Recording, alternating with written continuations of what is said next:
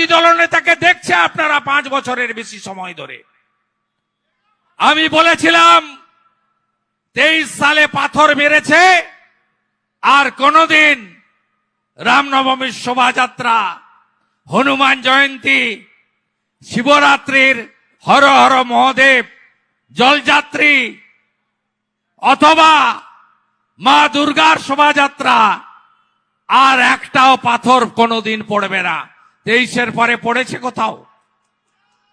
বন্ধ হয়নি। ভরসা রাখুন ভারতীয় জনতা পার্টির উপরে। এ লড়াই জিততে হবে।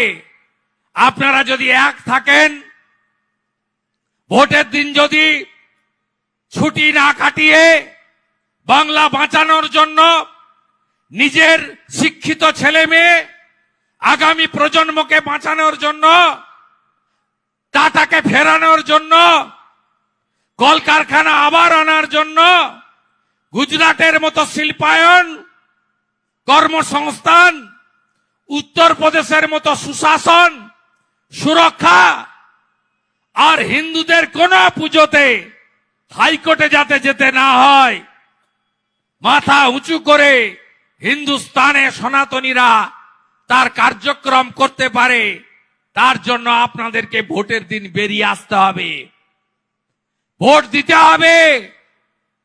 এখন থেকে প্ল্যানিং করুন।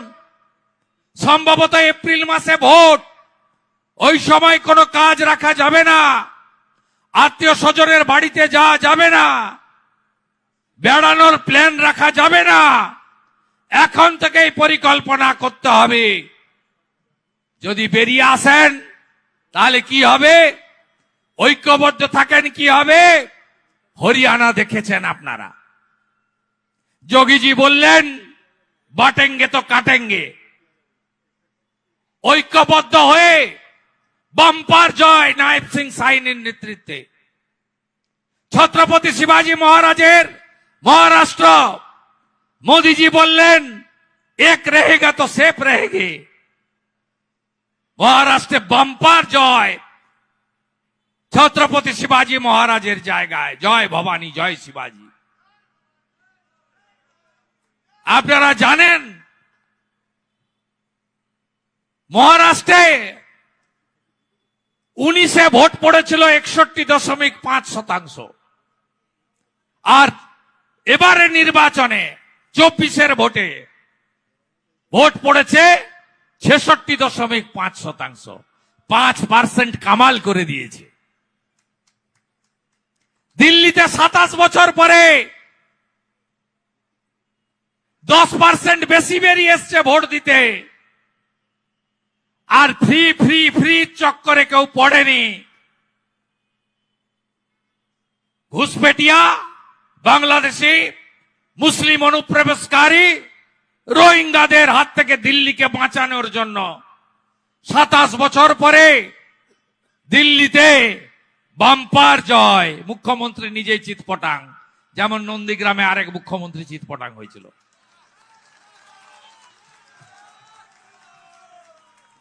রেখা দিয়ে আজকে মুখ্যমন্ত্রী দিল্লির,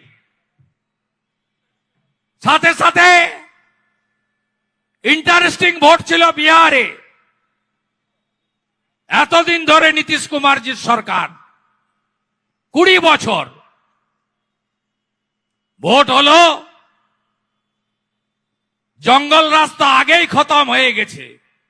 লোক আগে বলতো समोसा में आलू और बिहार में लालू, वो तो बहुत पहले खत्म हो गया।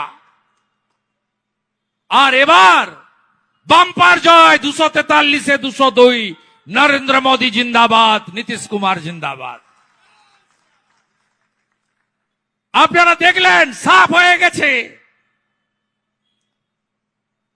আমাদের প্রধানমন্ত্রী, আমাদের নেতা জয়ের পরে দিল্লি হেডকোয়ার্টার থেকে বললেন মা গঙ্গা উত্তরপ্রদেশ হয়ে, বিহার হয়ে পশ্চিমবঙ্গ গিয়ে সমুদ্রে মিশেছে। বাঙ্গাল চাই আমার। আমি সব জায়গায় বলি আমরা অবিভক্ত ছিলাম, বিহার, ঝাড়খণ্ড, আসামের একটা অংশ, উড়িষ্যার একটা অংশ, বিরাট বঙ্গ ছিল। পরে ভাগ হলো। উড়িষ্যাকে আমরা বললাম কলিঙ্গ, বিহারকে বললাম অঙ্গ, আর বাংলার নাম হলো বঙ্গ।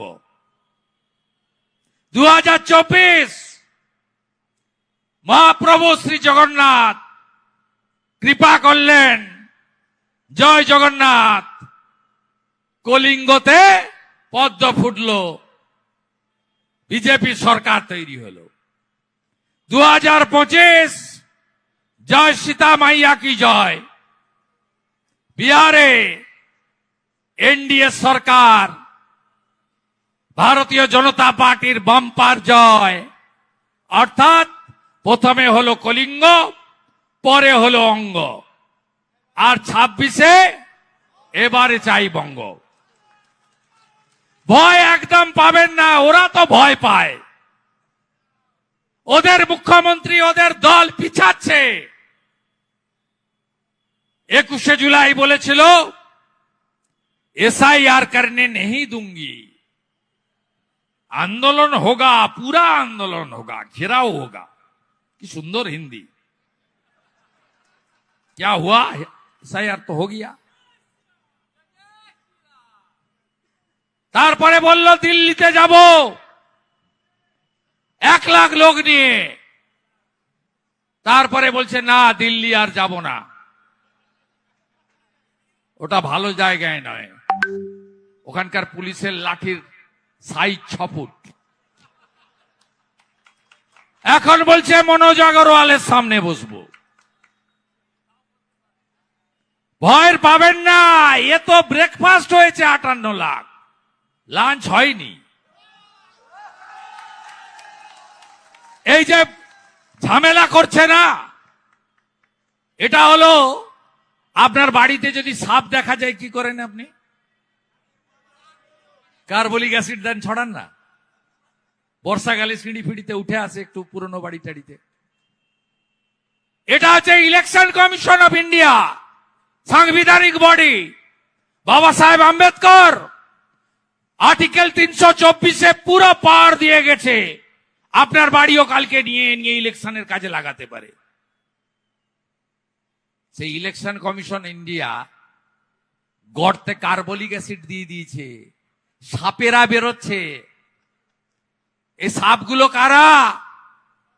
এরা মমতা ব্যানার্জি 550 কিলোমিটার বর্ডারে জমি দেয়নি, বিএসএফ কাঁটাতারের বেড়া লাগাতে পারেনি। এরা সব বাংলাদেশি মুসলমান আর বার্মা থেকে কক্সবাজার হয়ে ঢুকে পড়া রোহিঙ্গা। অনেকে বলেন না তালিকাটা দেখান, কত তালিকাটা দেখিয়ে দেব। ফাইনাল ভোটার লিস্ট বেরোক, আমি বিরোধী দল নেতা, যা বলি ভেবে বলি, যেটা বলি সেটা করি।